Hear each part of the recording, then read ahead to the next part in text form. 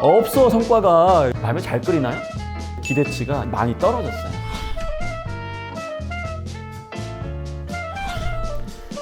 네, 좋습니다. 오늘 지원자 굉장히 흥미로운 분야로 이제 지원을 하고 계셔가지고 저도 좀 배우는 입장에서 같이 한번 진행을 해봤습니다. 안녕하세요. 저는 공간정보공학을 전공으로 한 유진아입니다. 저는 현대자동차 자율주행 소프트웨어 개발 경로탐색 부서의 지원자입니다. 제가 이제 자기소개부터 해가지고 뭐 지원 동기, 그 다음에 우리 지원자의 뭐 직무 관련된 강점들, 뭐 그런 부분들 좀 질문을 좀 드렸었는데 전반적으로 이러한 좀 대표적인 질문들에 대해서는 좀 예상을 하셨어요? 사실 오늘 아침부터 데뷔 영상을 잠깐 보고 대답을 어떻게 해야 될지 자기소개서 쓰면서 생각했던 생각들을 좀 정리하는 시간을 잠시 가졌었습니다. 이거 되게 좋은 팁이 나왔네요. 사실 우리 지원자분은 있잖아요. 어저께 급 섭외되신 분이에요, 여러분들. 항상 제 촬영은 바로 전날 아니면 거의 당일 수준으로 캐스팅해서 모시고 오는 거기 때문에 준비할 수 있는 시간이 정말 부족했을 텐데 자기소개서에 작성했던 내용, 내 경험 중심으로 정리하고 왔다고 하니까 굉장히 좀 좋은 방법이 아니었나라는 생각이 좀 듭니다. 자, 첫 번째는 제가 이제 자기소개를 뭐 준비한 거 얘기하지 마시고 좀 자연스럽게 소개해 주십시오라고 했었거든요. 저는 유진아입니다. 저는 긍정적인 에너지를 가진 인재로서 팀워크를 할 때 긍정적인 분위기와 실패에도 부딪히지 않고 성공으로 이끌어가는 힘을 가진 지원자라고 생각합니다. 실제로 팀 프로젝트를 할 때 갈등 상황이 생긴 상황이 있었는데요. 예를 들면 무임승차를 선언한 친구에게 조금 더 참여를 유도해서 성공적으로 일을 마무리한 경험이 있습니다. 이러한 긍정적인 에너지로 이 팀 분위기에서 겪는 이슈나 문제 상황에 긍정적으로 대처하며 잘 해결해 나갈 수 있는 인재입니다. 감사합니다. 제 요구사항은 막 딱딱하게 면접용처럼 얘기하기보다는 좀 자연스럽게 우리 지원자의 모습을 보고 싶어서 요구를 했기 때문에 요 긍정적인 키워드를 잡았다라는 건 전 좋은 키워드인 것 같고요. 전체적인 우리 지원자의 이 이미지를 보니까 이게 일관성이 있어 보여서 더욱더 좀 신뢰가 됐고요. 그리고 뭐 실패를 성공으로 만든다라든지 갈등 상황에서 이제 팀원들이 무임승차했지만 뭐 이런 부분들을 좀 마무리 잘했다라든지 뭐 엄청나게 본인이 긍정을 어떻게 발휘했느냐를 막 이 안에 다 담진 못했지만은 그래도 면접관의 요구사항에 우리 지원자가 침착하게 이렇게 대응을 했다라는 거, 그런 측면에서는 첫 출발이 좋았다, 그 말씀을 좀 드리고 싶고요. 그래서 제가 다음 질문은 지원자가 굉장히 긍정적인 사람이다라고 말씀을 좀 주셨는데요. 그러한 긍정적인 우리 지원자의 장점을 우리 기업에서는 어떻게 발휘할 수 있을 거라고 생각하세요? 네, 자율주행 소프트웨어 분야에서는 아직 해결해야 될 문제가 많습니다. 예를 들어서 객체인식에 문제가 생기거나 차량 사고가 발생했을 때 책임 부담의 소지를 누가 가져야 될지에 대한 문제들이 많습니다. 이런 점에서 이슈가 생기면 많이 당황하고 그러는데요. 그럴 때 팀 분위기를 좀 더 밝게 소통을 하고 바꿔주면서 이 문제의 해결점을 제시하면서 좀 분위기를 바꿀 수 있다고 생각합니다. 요거는 우리 지원자께서 자기소개 때 긍정적이라는 게 강점이라고 얘기했기 때문에 그 연결 질문으로 나온 건 맞아요. 근데 이 질문은 사실 지원 동기를 물어보는 질문과 유사하거든요. 네, 지원 동기는 분명히 이 회사에 대한 관심과 계기를 얘기하는 것도 방법이 될 수는 있는데 평가자 입장에서는 내가 지원자를 왜 뽑아야 되죠? 이거와 거의 동격인 질문이거든요. 그럼 우리 지원자는 과거의 그러한 경험을 바탕으로 관심을 가졌기 때문에 준비를 잘해와서 내가 정말 기여할 수 있는 사람이다. 이런 부분들이 좀 연결되면 좋은데 좀 그거를 준비했음에도 불구하고 이 질문의 타이밍상 그걸 지금 적용하지 못하는 약간 그런 부분일 것 같아요. 네, 그쵸? 맞습니다. 저는 그 제 장점을 어떻게 활용할지 물어보는 건 줄 알아서 그 예시를 들었던 건데 아무래도 제가 정말 반대로 파악한 것 같았어요. 어떻게 하면 그 조합들을 그 순간순간에 잘 적용할 수 있을까? 그런 훈련도 경험을 좀 통해서 쌓아주실 필요가 좀 있을 것 같아요. 그럼 왜 이 직무를 선택한 건가요? 이게 좀 궁금해요. 그래서 제가 이제 질문을 드렸죠. 지원자가 이 자율주행 분야를 이 직무를 선택한 뭐 특별한 이유가 있나요? 학부 3학년 때 수업에서 자율주행 분야 객체 인식 영상을 본 경험이 있는데요. 이 영상을 보고 나서 제가 든 생각은 우리나라의 미래가 곧 자율주행으로 모두 대체될 것이라고 생각을 했습니다. 그렇기 때문에 이 분야에서 제가 종사를 하면서 많은 사람의 안전에 기여를 하고 싶다는 생각을 했습니다. 학부 수업에서 그런 부분들을 좀 보면서 모두가 좀 안전할 수 있도록 뭐 등등등 한번 해보고 싶었다 이렇게 얘기를 해주셨어요. 그러면 정말로 우리 지원자가 이런 생각을 갖고 있는 사람이냐 이걸 한번 분해해 봐야 되겠다라고 해서 제가 다음 질문을 좀 드렸는데 이거 기억나세요? 자율주행 기술을 활용해서 자동차를 활용할 수 있는 가장 미친 짓이 있다면 어떤 게 있다고 생각하세요? 자율주행 소프트웨어의 안전에 대해서 문제가 있다면 아무래도 소프트웨어다 보니까 해킹의 위험이 있습니다. 그런 해킹을 통해서 자신이 생각하는 조금 미운 사람이나 그런 사람들을 좀 안 좋은 곳에 사고를 발생시킬 수 있다고 생각합니다. 바쁜 사람들이 진짜 마음 먹어가지고 해킹해버리면 큰일 납니다. 아마 이제 그런 쪽 미친 짓을 생각하셨던 것 같은데 면접관이 물론 구체적으로 다 얘기해주진 않았기 때문에 방금 그 답변이 막 범위를 벗어나는 건 아니어서 면접관이 다시 한번 그런 부분 알겠는데 방금 부정적인 측면 얘기해 주셨는데 고객 입장에서 할 수 있는 가장 긍정적인 미친 짓은 어떤 게 있다고 생각하세요? 아무래도 자율주행 차량이다 보니까 운전에 대한 부담이 없을 텐데 그런 것을 좀 시험해보고 싶다는 의미로 차량 앞에서 사고를 테스트해 보던가 아니면 급작스럽게 급제동을 테스트해보면서 위험한 상황을 연출할 수 있다고 생각합니다. 다시 한번 제가 질문 드려도 될까요? 약간 제가 지금 보니까 다른 답변을 좀 하신 것 같은데 고객 입장에서 제가 고객으로서 그 기술을 활용해서 제가 정말 긍정적으로 활용할 수 있는 그런 게 어떤 게 있냐는 거죠. 긍정적으로 생각한다면 우리가 운전을 해서 멀리 이동하는 것에 항상 부담을 느끼고 있는데요. 우리가 하지 못했던 장거리 운전이 제일 가능해질 것 같습니다. 예를 들어서 제주도까지 운전을 해서 간다던가 아니면 부산까지의 이동이 항상 KTX만의 선택지가 많았는데 이런 선택지를 조금 더 늘려줄 수 있는 최대의 장점이 있지 않을까 생각합니다. 장거리 운전에 활용할 수 있다? 네. 알겠습니다. 과연 우리가 장거리 기술만으로 자율주행의 그러한 모든 가치를 담아낼 수 있을까? 그래서 이 부분을 딱 들으면서 이 지원자가 정말 자율주행 분야에서 정말 진지하게 고민을 해서 우리 기업도 지금 발견하지 못한 그런 니즈들, 고객이 정말 얻을 수 있는 것들 그런 것들을 고민하고 왔을까? 그 부분에 대한 이제 저의 기대치가 여기서 좀 많이 떨어졌어요. 이걸 내 마음대로 말해버리면 여기서 탈락하겠는데? 라는 생각을 했어요.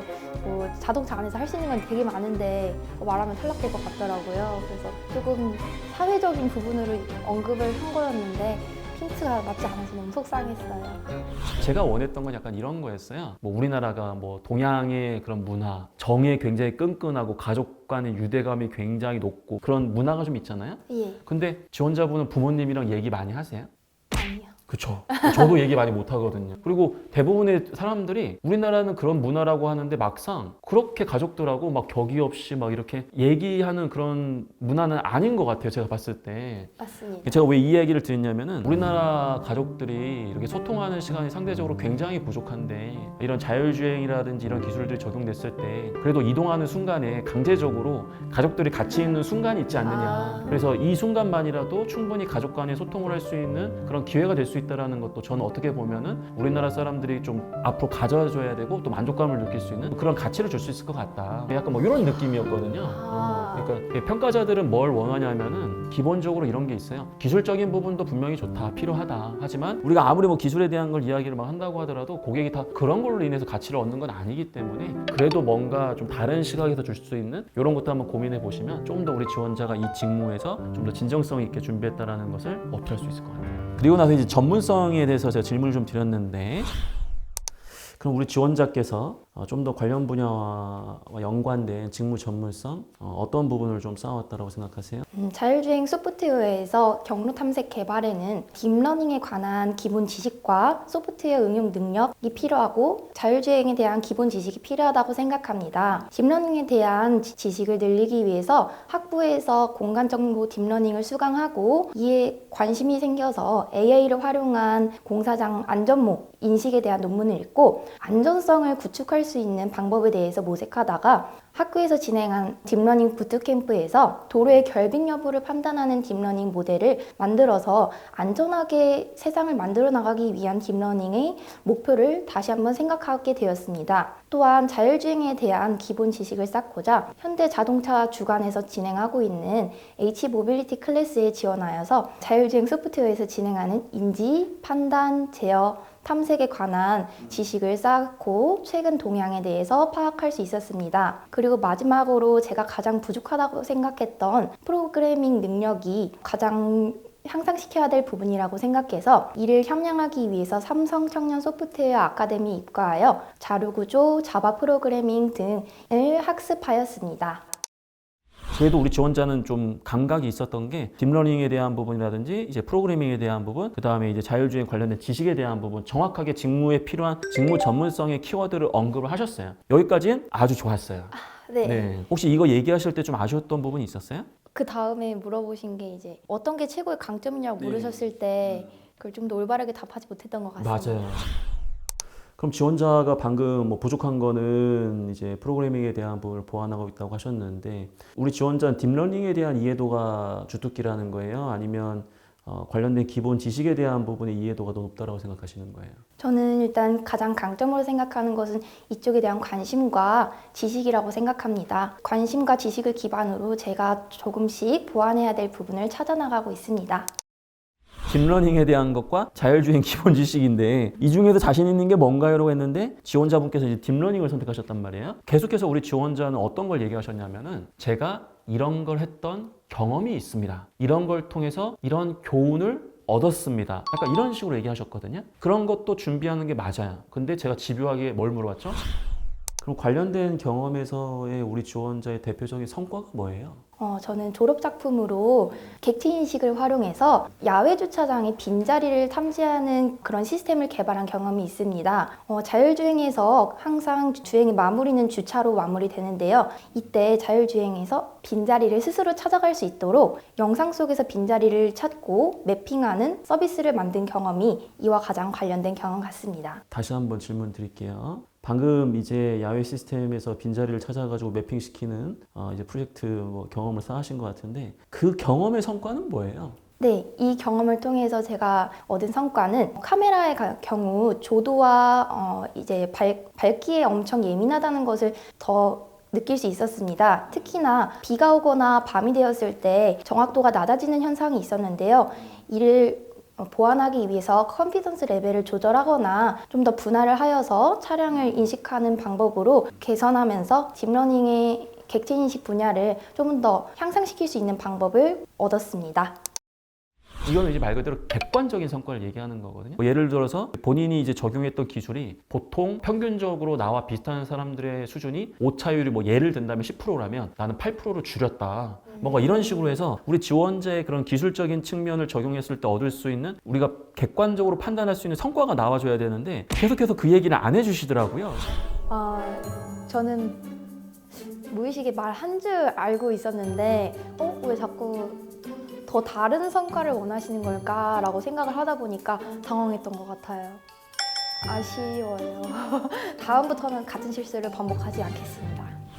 전 이런 거 한번 해봤습니다. 뭐 이런 거 적용해 봤습니다. 누구나 적용은 할 수 있어요. 예를 들어 강민혁이 당신 라면 끓여봤나요? 예, 라면 끓여봤습니다. 라면 잘 끓이나요? 야채를 한번 넣어봤습니다. 그러니까 잘 끓이냐고. 여러 번 끓여봤는데 지금 이 얘기를 계속 하고 계십니다. 라면을 끓여가지고 주변에서 비법을 알려달라고 해서 제가 레시피를 1,000만 원에 판 적이 있습니다. 이렇게 하면 이게 성과가 명확한 거잖아요. 예. 근데 우리 지원자 분명히 성과가 있을 텐데 공모전에 1등이다 뭐 이런 경험이 아니다 버리니까 성과를 표현하는 게 어렵지만 그래도 본인의 어떤 기술 수준을 증명할 수 있는 객관적인 부분에 대해서는 어필하셔야 돼요. 있죠? 네, 우수상도 예. 받았고 정확도도 95%에서 99%까지. 예. 이걸 말했어야 돼. 없어 성과가 여러 번 얘기했는데도 불구하고 계속 성과를 안 주시더라고. 그래서 그래도 이런 걸 해봤다는 건 좋은데 평가자가 느끼기에는 그래도 이 친구가 좀 잘했을까? 어떻게 잘한 거지? 그걸 나도 확인을 받고 싶은 거거든요. 근데 그런 부분 얘기를 안 해주셔 버리니까 그러한 객관적인 성과들을 꼭 수치화된 성과가 아니라고 하더라도 같이 얘기를 해주셔야 평가자가 느끼기에는 좀 더 안심이 되는 거죠. 좋습니다. 자, 오늘 여러분들 이렇게 해서 자기소개부터 지원 동기, 그 다음에 직무 선택 계기, 그 다음에 직무에 대한 철학, 그 다음에 직무에 대한 전문성 굉장히 중요한 부분 좀 준비하셨는데 이거는 어쨌든 우리가 면접을 가게 되면은 무조건 준비해야 되는 부분들이잖아요. 표면적인 것도 대비해야 되지만 어떻게 응용 질문이 나올지 모르기 때문에 머리를 잘 굴려가지고 아니고 거기 하나하나 사이사이에 이런 것들을 정확하게 끼워줘야 되는 또 그런 연습도 같이 하면 좋겠다. 그렇죠? 네, 맞습니다. 네, 좋습니다. 자, 뭐 일단 뭐 종료는 됐는데 전반적으로 뭐 컨텐츠에 대한 답변은 이제 좀 보완을 해줘야 되겠지만 기본적으로 면접관이랑 이제 소통하는 거는 좀 너무 잘하시니까 이거는 뭐 배울 수 없는 부분이 이미 갖고 계셔가지고 그런 거 너무 좋은 것 같고요. 그리고 뭐 제스처라든지 뭐 태도라든지 표정 뭐 그리고 톤 이런 게 전혀 문제가 없으시기 때문에 그런 거 정말 다행인 것 같아요. 왜냐면 이게 문제가 돼버리면 이거 고치는데 엄청 오래 걸리거든요. 다행히 이제 제일 빠르게 고칠 수 있는 이제 컨텐츠에 대한 부분을 보완할 거니까 좀 마음 편안하게 준비하셔가지고 잘 하시면 될 것 같아요. 감사합니다. 좋습니다.